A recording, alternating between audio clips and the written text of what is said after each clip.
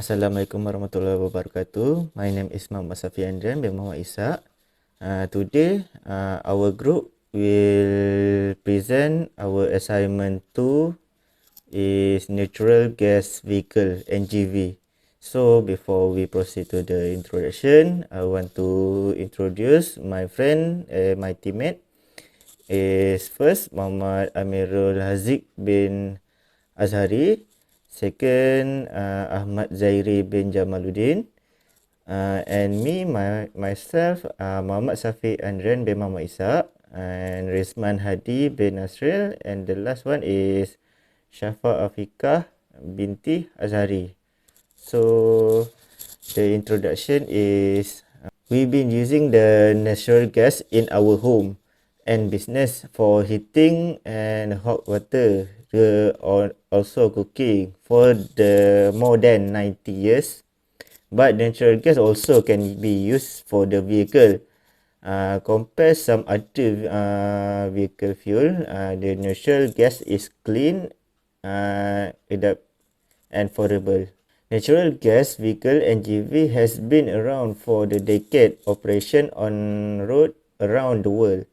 NGV are available in all vehicle class, so like car, truck, and the bus, taxi, and so on. So NGV are available in two best configuration. First, dedicated NGV run on the fuel only compressed and or liquefy natural gas. B-fuel NGV have internal combustion engine that run on natural gas and gasoline. So natural gas is less expensive than the other vehicle fuel. As the result, the drivers drive of natural gas vehicle can save 40 or 50% per gallon at the pump compared to the gasoline and diesel. So next, the history. NGV, the first manufacturing in United States during 1930. They were used during the World War II in Europe, in Europa, and interest the vehicle rose during earlier 1950. So in Malaysia, that we use natural gas was originally introduced for the taxi during the late 1990s. When the new taxi were launched with NGV engine, while the taxi cab operate were encouraged to send in existing taxis for the full engine conventions, reduce the cost of operation. So as for July 2008, Petronas only operate about 150 CNG refueling station, most which are connected in the Kelang village. At the same time, around 50 was expected by the end of 2008. The next slide will continue for my friend. So, thank you. Assalamualaikum warahmatullahi wabarakatuh. My name is Ahmad Zairi bin Jamaluddin, and I am going to discuss on where does the natural gas came from.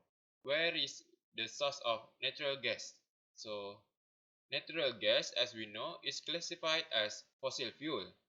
Natural gas, like other fossil fuel like coal and oil, come from plants, animals, and microbes that lived millions of years ago. As the fossil material is buried deeper and deeper underground with times, it is exposed to high temperatures and pressures.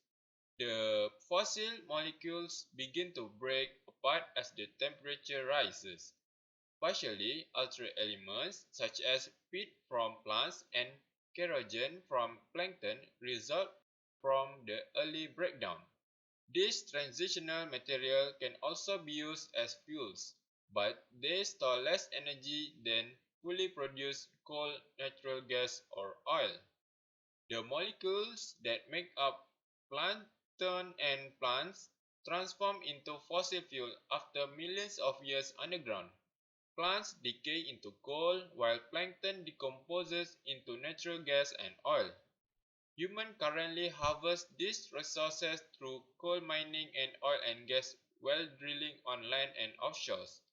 They are sought after because they contain stored energy and when burned, fossil fuels power machines used for transportation and provide the electricity needed in modern society.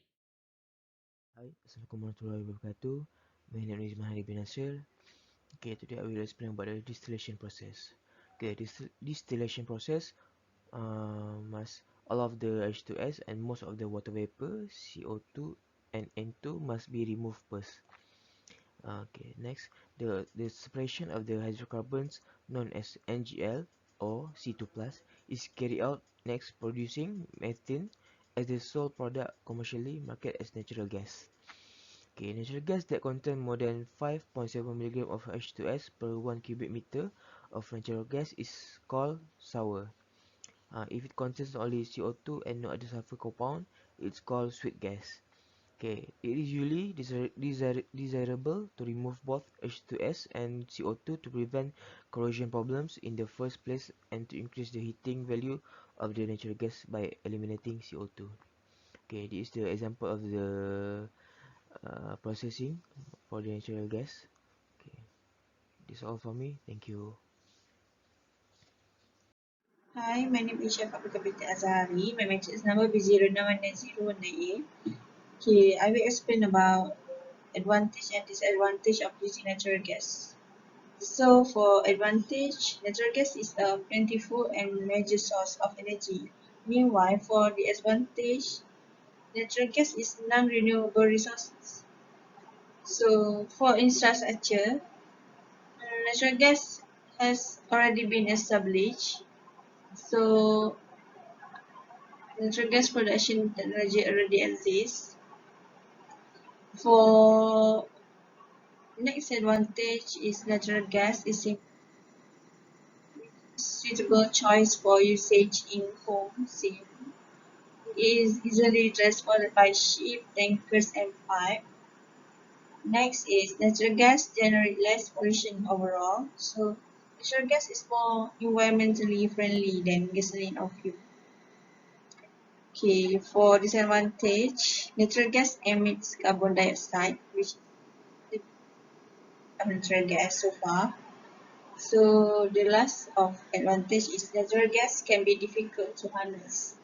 To use gas, all of the components have to be extracted, result in several byproducts such as hydrocarbon, water vapor, carbon dioxide, and even helium and nitrogen. So, in my opinion, in the future, we should convert existing fuel to the new fuel such natural gas, biodiesel, and biofuel. In my view, existing fuel will very likely run out in the future if we continue utilize it. Furthermore, current fuel contribute to air environment pollution. As a result, I urge that we switch to a more cost-effective and ecologically friendly fuel. So that's all for me. Thank you.